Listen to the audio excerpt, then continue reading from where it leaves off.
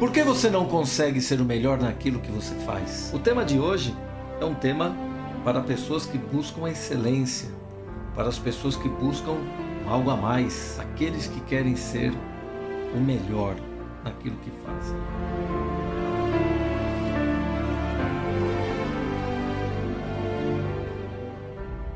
O caminho para o sucesso não é um caminho de mil maravilhas. O caminho do sucesso não é um caminho de conforto. Existe toda uma trajetória de fracassos, derrotas, vitórias, superações que te levam ao sucesso. Os melhores nunca descansam. Mas a derrota é o momento para que possamos nos recompor, é o momento para que possamos nos reinventar, é o momento para que possamos quebrar paradigmas, entender que podemos ser muito maiores do que já somos, de que podemos ir muito além do que já imaginamos. Buscar ser o melhor não é buscar ter o conforto. Buscar ser o melhor é buscar nunca se acomodar.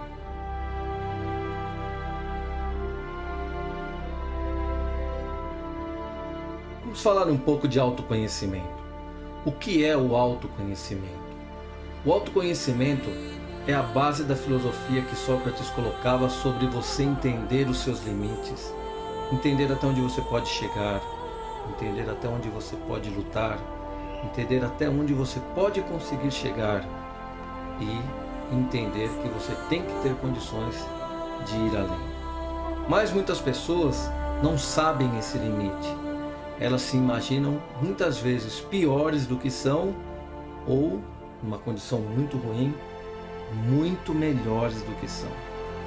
Elas entendem que elas são capazes de fazer coisas que na realidade elas não conseguem, e por não ter esse autoconhecimento, elas enganam-se a si mesmas. O autoconhecimento é uma forma muito séria de você saber onde está no local, no espaço-tempo, você se situar como pessoa, você situar-se como profissional, entender as suas fraquezas, entender a força e o vigor da sua concorrência e ir atrás para eliminar essa diferença, para tornar de novo o jogo mais justo, para poder sobrepujar o seu inimigo, o seu concorrente, o seu oponente, aquele com que você luta para buscar o primeiro lugar.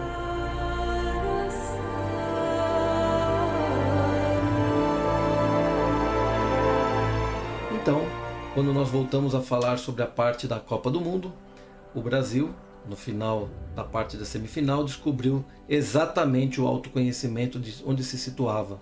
Viu que não era o time que esperava ser, entendeu que não era a seleção que imaginava-se ser. Entendeu principalmente que não dominava técnicas e que não sabia lidar com um novo estilo de jogo, com uma forma mais agressiva. E no autoconhecimento nós temos que ter muitas vezes a retroalimentação, quando você sabe o seu limite e recua, e retorna, e volta atrás, e entende que seu limite não era onde você imaginava e se readequa à situação. Mas não, o time do Brasil, entendendo como estava, continuou pensando ser o melhor e continuou avançando, por falta de coordenação, por falta de entendimento, por não saber o que era melhor, por não saber o que estava fazendo, por não saber como agir. O que sabemos é como tudo terminou. Quando você entende que os seus limites são maiores do que você pode ter, a gente tem que ter a humildade de reconhecer e aprender.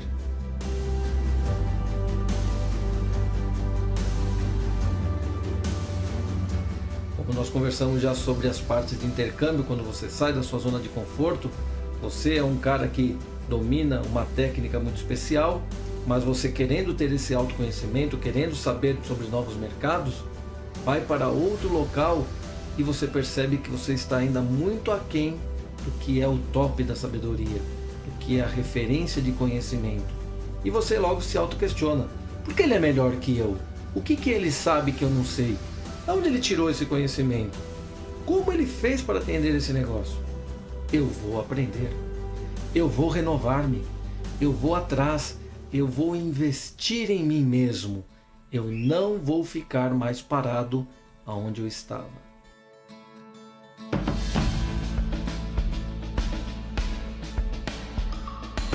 Eu costumo conversar com os meus alunos que você deve procurar emprego todos os dias.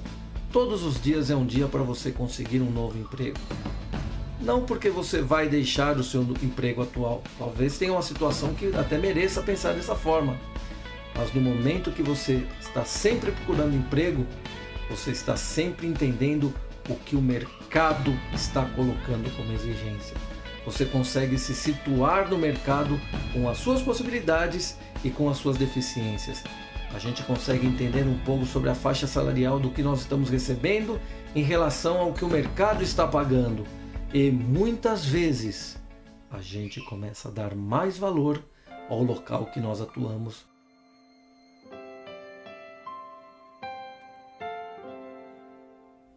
A derrota não é uma vergonha. A contínua derrota é uma vergonha.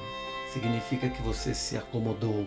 Significa que você não se renovou, que você não buscou uma implementação nas suas atividades. Uma derrota, quando você encara um adversário maior que você, o que o melhor sempre pensa é: como assim eu não sou páreo para ele? Como assim eu não consigo fazer o que ele está fazendo? Que técnica nova é esse que ele faz que eu nunca ouvi falar? Irei aprender, irei me reconstituir, irei me reinventar. Onde ele aprendeu? De que forma ele aprendeu? Aonde ele aprendeu? De que jeito? Quem foi que o ensinou? Busca, persuasão, pesquisa, conceito de conhecimento, inovação. Essa é a fase em que o melhor, ou quem busca ser o melhor, se torna cada vez um estudante. Os melhores nunca descansam. Os melhores nunca têm vergonha de aprender. Os melhores nunca têm vergonha de perguntar. Os melhores nunca têm vergonha de se autotestar, de se pôr à prova, de entender os seus limites, de saber até onde pode chegar e de que forma que ele pode expandir ou inovar e superar aqueles que hoje o estão derrotando.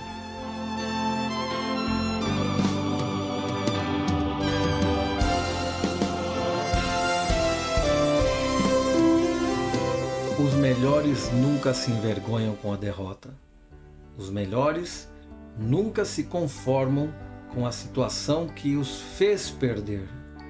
Quando você sofre uma derrota, você tem duas opções: entender a sua situação, entender o que o fez perder, entender o que o fez tornar-se inferior e aprender, se reinventar, acompanhar, tirar o atraso, buscar encontrar novas condições para poder sobrepujar as suas falhas atuais.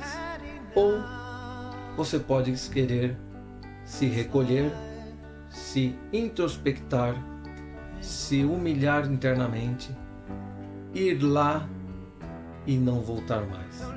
Muitas vezes a gente bloqueia o nosso crescimento devido à dor de uma derrota. A derrota, ela é apenas uma oportunidade para que possamos entender o que estamos errados e o que podemos melhorar. Não foi no primeiro vestibular que eu passei na faculdade. Não foi na primeira prova que eu tirei a maior nota. Não foi na primeira concorrência que eu tirei o primeiro lugar. Não foi no primeiro concurso que eu tive uma posição de destaque. Mas em todas essas situações, eu busquei e entendi o porquê que os melhores tinham sido os melhores. E tentei, da melhor forma possível, da melhor forma que eu consegui, incorporar aquela situação e mudar o meu paradigma, e mudar a minha forma de ver as coisas, e entender que nós somos eternos estudantes, nós somos eternos aprendizes, somos eternos perseguidores da perfeição.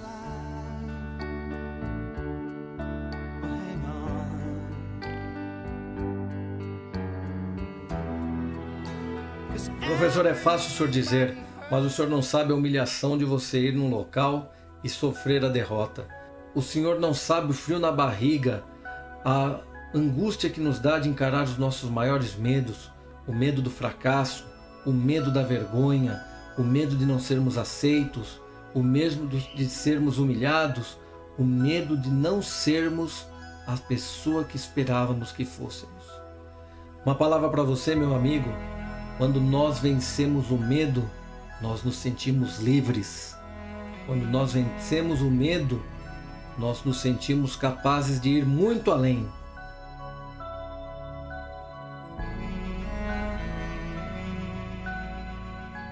Eu já ouvi várias palestras e já vi vários filmes sobre como vencer o medo. E digo para você, novamente, a coragem não é a ausência do medo. A coragem é a nossa predisposição de encarar os nossos medos. E o medo não é uma coisa ruim. Medo é o sentimento que nos faz ficarmos vivos. Se não tivéssemos medo dos predadores, encararíamos um leão de frente e você sabe qual seria o fim.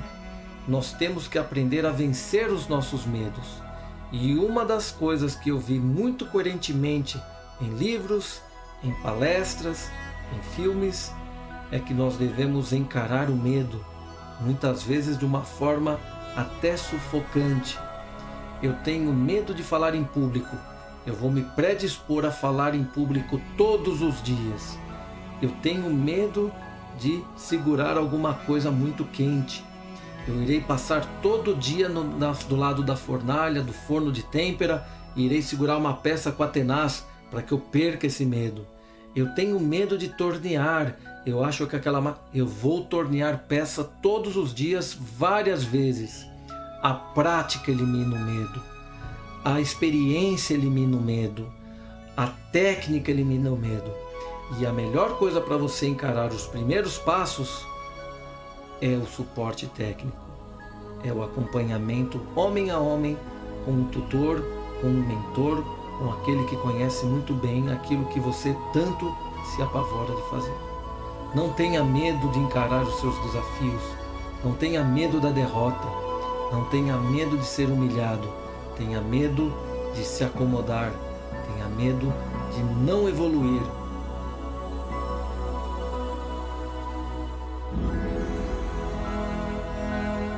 Vale muito mais a dor da derrota do que a vontade da participação que nunca aconteceu. E quando estamos sendo competidos, quando estamos preparados para encarar os nossos desafios e quando competimos, estamos fazendo uma coisa chamada vida. Estamos saindo do casulo e vivendo. A vida é muito curta para ser pequena.